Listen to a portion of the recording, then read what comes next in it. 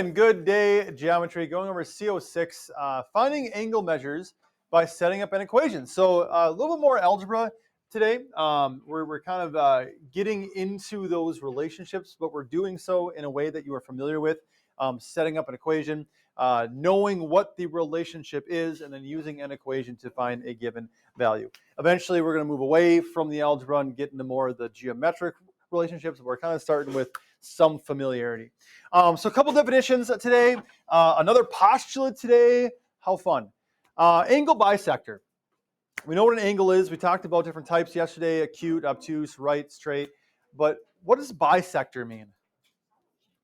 And this is where maybe your Greek and Latin terms that you learned last year in 7th grade lit might come in handy. Because if you kind of take apart the word bisector, okay, what do you come up with? Yeah. Okay, so we have the in between, maybe that word sect meaning sections. Okay, Joe. Two sections, prefix bi meaning two. Okay, essentially, yeah, a bisector is going to divide an angle into two sections, and not just any two sections, two congruent sections. So an angle bisector is a segment, ray, or line, which I'm going to start to abbreviate using SRL, segment, ray, line, because we'll use that phrase a lot, and rather than me writing out segment, ray, line every time, I'll just use SRL. So SRL stands for segment, ray, line. So an angle bisector is segment, ray, line that divides an angle into two congruent sections. Okay, an angle bisector is a segment, ray, or line that divides an angle into two congruent sections. An example of this, if you like pictures, okay, here's an angle. Okay, an angle bisector might be coming from the vertex. Whoop, that's not very calibrated well. How do I undo something? Do I have to erase? Well, we'll just pretend. An angle bisector comes from the vertex. There you go. And it divides the angle into two congruent parts. Anyone know how I mark angles congruent? We talked about segments, put little tick marks in there, right? Someone said, what if you have like a rectangle, you might have two tick marks and one pair of sides, one in the other one. How do you mark an angle congruent? If you're unsure, look like middle of the page or so, where it says marking angles congruent. Caleb? You do like the angle and then the letter. Okay, so if we were to write it out, like angle A is congruent to angle B, but in a diagram, in a picture, we use arcs, right? We use arcs. So if I wanted to mark this, if I mark these two angles congruent by putting arcs in each of them, okay, then that would show that red ray is an angle bisector. Okay, without those marks there, I couldn't be sure unless I was told, right? But with those marks there, it shows those two segments or two angle sections are congruent. Okay, linear pair. What's a linear pair? Any thoughts? Again, break down the words. Linear pair. What do you think, Gino? Pair of lines. Not a bad guess. Pair of linear lines.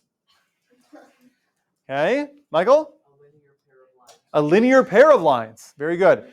We're getting kind of close. Blake? Paraglide. What? Paraglide.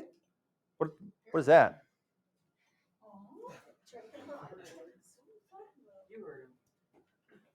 Yes, good, Blake, good. No, a linear pair would be two angles that make a line. Okay, two angles that make a line. Essentially, it is a straight angle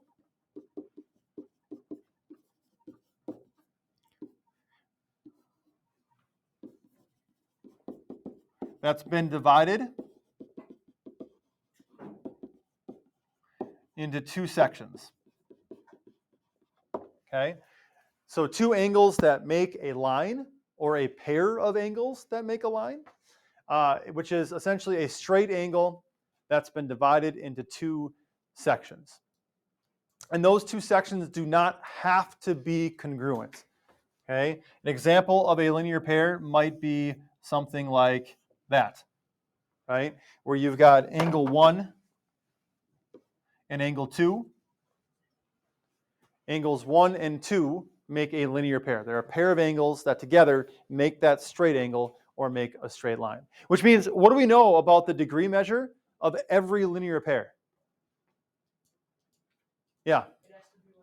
They sum to be 180, right? If you know you're dealing with a linear pair, because they make a straight line, you know that the sum of 1 and 2 have to be 180 degrees, right?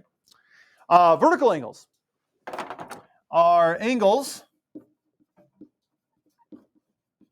that are opposite each other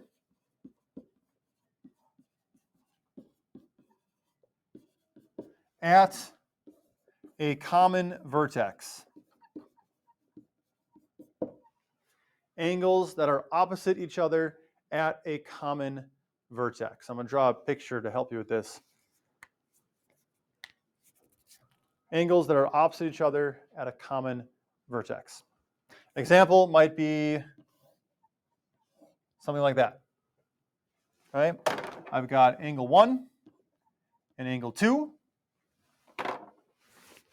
Notice how they share that vertex point, that place where these two segments intersect.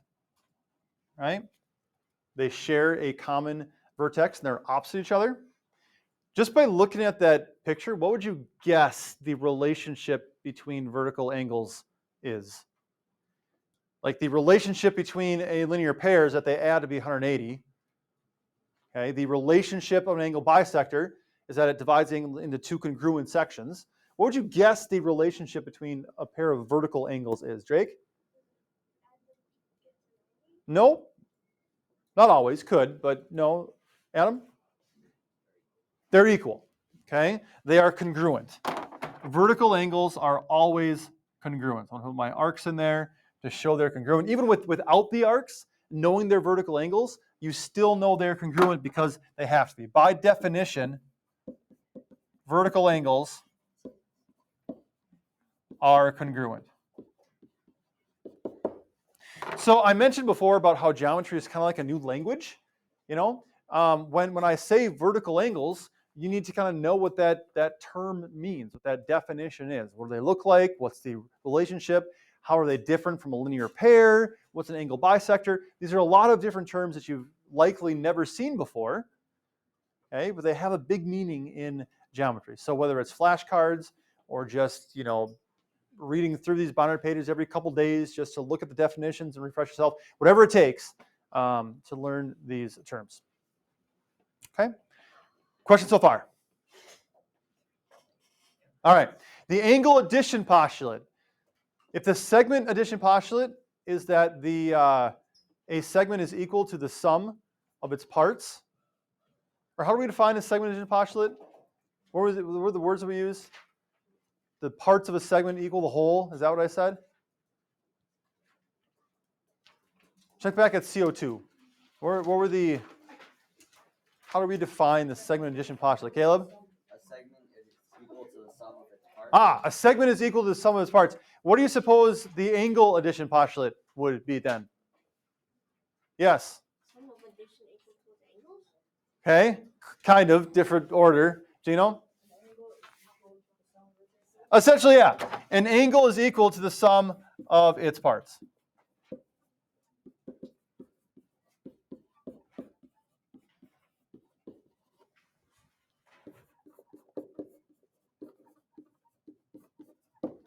Okay, very similar to the segment addition postulate, only now with angles.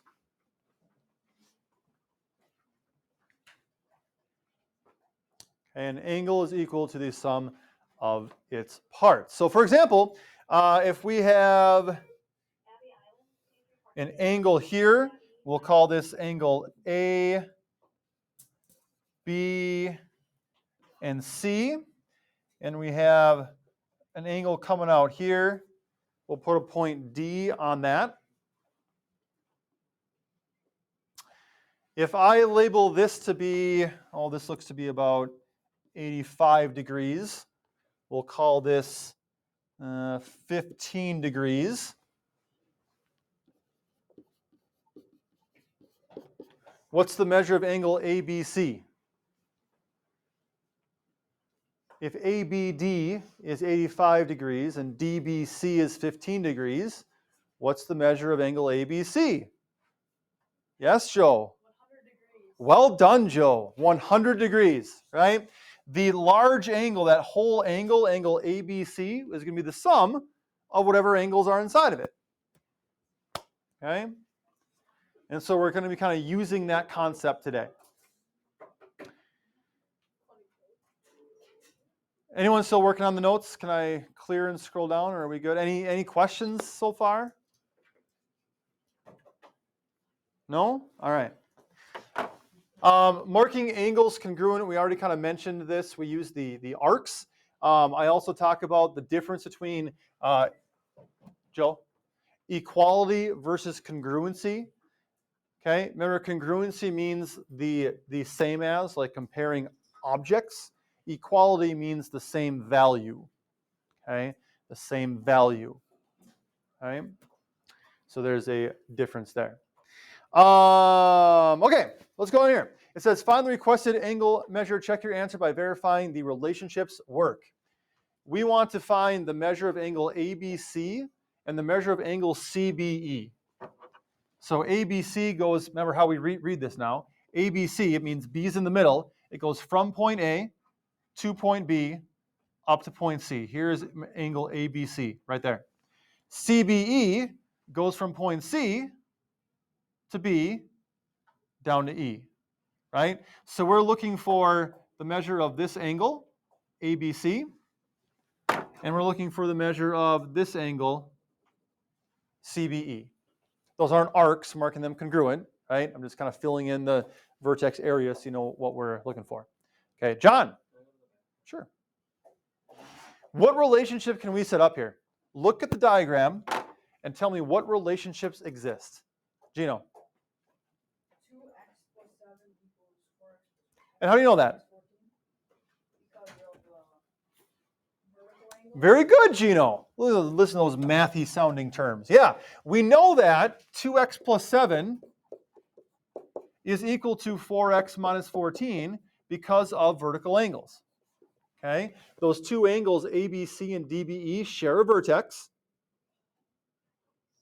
And so those two measures, whatever they are, they're labeled as expressions, but we know that those two expressions are equal. So we put on our algebra hats, we move our 2x over to the right side by subtracting it. That gives us 4x minus 14. No, it doesn't. It gives us 2x minus 14. No, I'm not really great at that. 2x minus 14. Did you ever shoot the puck at the net and miss? No? Oh, okay. Well, I guess we all can't be perfect. And then we add 14 to both sides. 21 equals 2x. Okay. And then divide by 2, and we get a value of 10.5 equals x. Okay. Which is not our answer, right? This is the value for x. But we can use that to find the measure of angle ABC. What's the measure of angle ABC? ABC is 2x plus 7. We know that x is 10.5. So what's 2 times 10.5 plus 7? 28. Okay?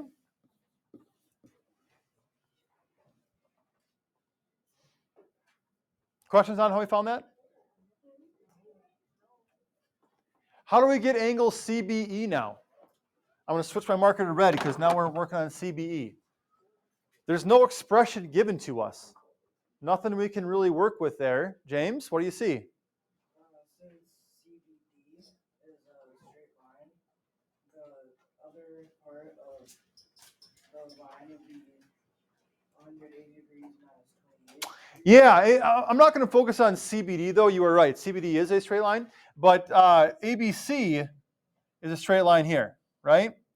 Which means that ABC and CBE are a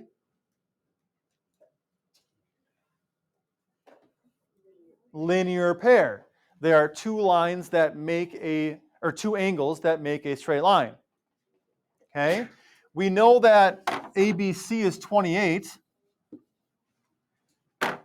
and so CBE must be the difference of 180 and 28. And we get 152.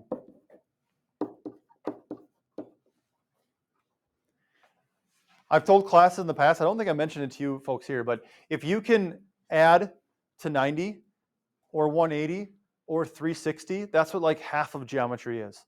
Because 90 with right angles, 180 with linear pairs and triangles, and 360, what shapes have 360 degrees? Circles and quadrilaterals, right? Trapezoids, squares, rectangles, diamonds, kites, everything. So 90, 180, and 360 are your like three basic numbers to know into geometry. If you're ever stuck, it's probably has to add to one of those three things. Yeah, Joe. Why can't we just take the 10.5 and put it into 4x minus 14? You could. You certainly could.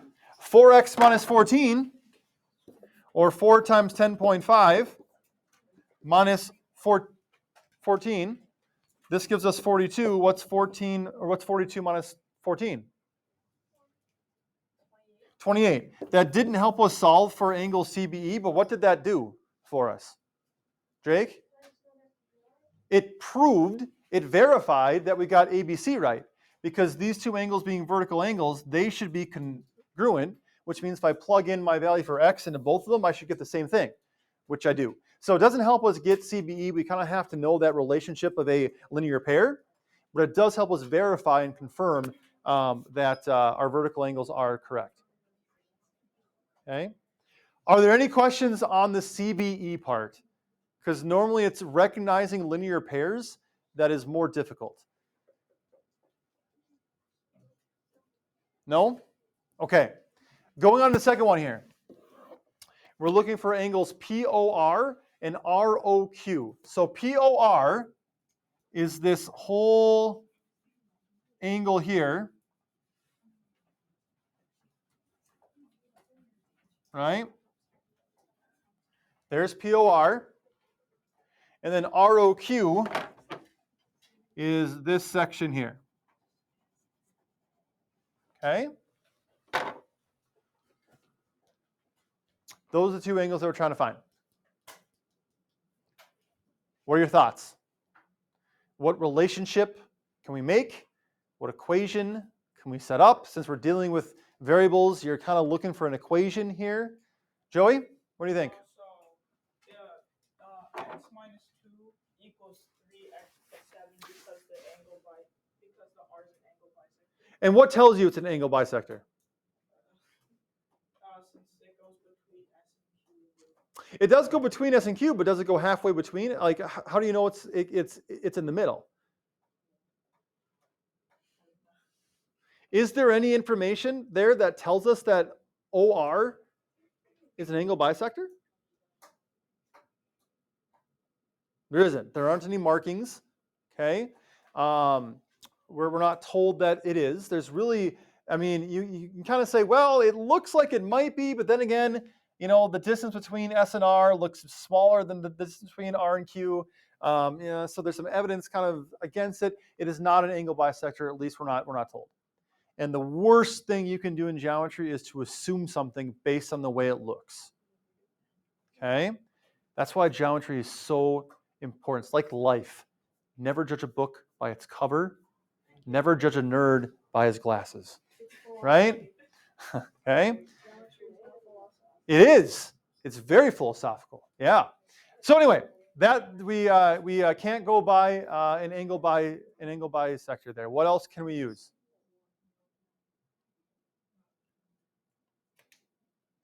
Joe. Linear pairs. Well, okay. So tell me more about that. I don't know. It just looks like Looks linear pairish. it looks linear pairish. Okay. So we can't say, Joe, you're about 55% of the way there. we can't say that these three angles are a linear pair because a pair is two, right? You don't put on a pair of shoes and take out three of them, you know? So a linear pair can only be two angles, but because these three angles make angle POQ, we do know the sum of these three angles equals 180. Okay, so it's not a linear pair per se, but because the three angles that we have do make a line, we can say that the sum of the three, 5x plus 4, plus x minus 2, plus 3x plus 7, equals 180. All right? 5x plus 4, plus x minus 2, plus 3x plus 7, equals 180 because that's the measure of a straight line. So now we look to combine like terms. I've got 5 x's here, another one here, 3 more of them there. Total, that's 9.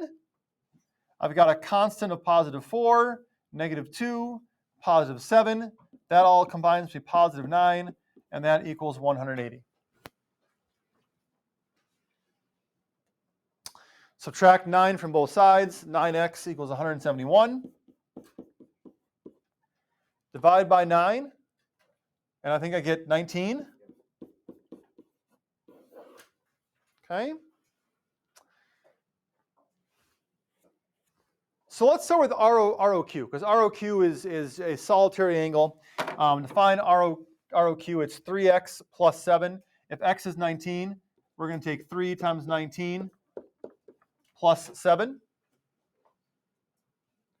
or 57 plus 7. We get a measure of 64 degrees. What are two ways that we can now find the measure of POR, which is the other angle that we need? We have ROQ, that's 64. What are two ways we can now go back and find POR? Gino? You can find the answer for POS and POR. Sure. We could plug 19 in for each of these. 19 minus 2 is 17. 5 times 19 plus 4 is 101. And we could add them together, right? 101 plus 17 would equal the whole thing. And that gives us 118.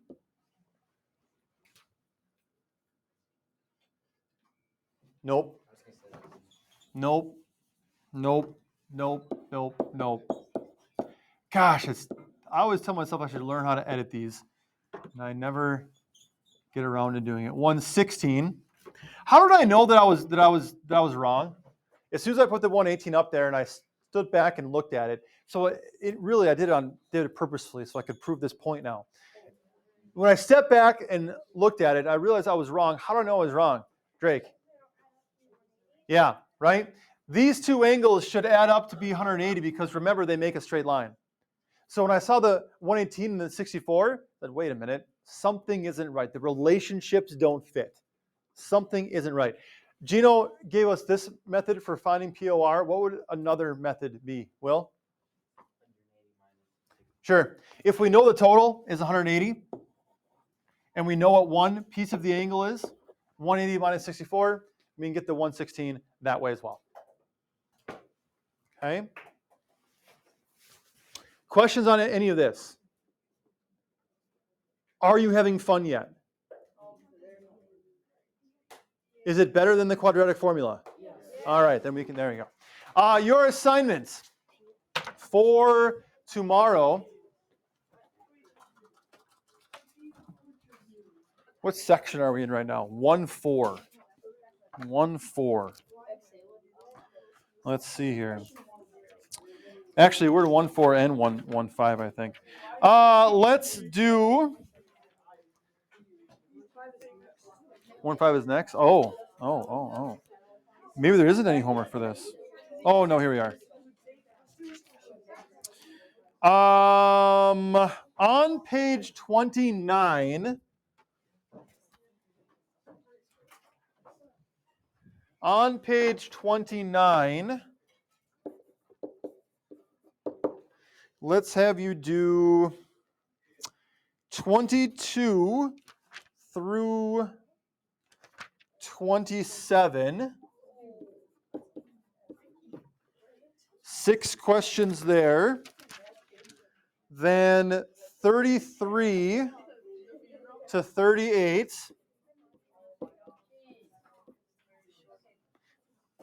Another 6 questions there. Then 40 to 42. And that's it. 15 questions. That's nothing. You got this. Remember, 10th grade course, 15 questions. Can't complain. 10th grade, actually. Private school, geometry is typically 9th grade. Public school, it's typically 10th. So, all right. Questions, comments, concerns, complaints, comments, congratulations, and criticisms. Keeping everybody sad. I like it when I see people in pain. Oh my gosh. All right, folks. That's how I math.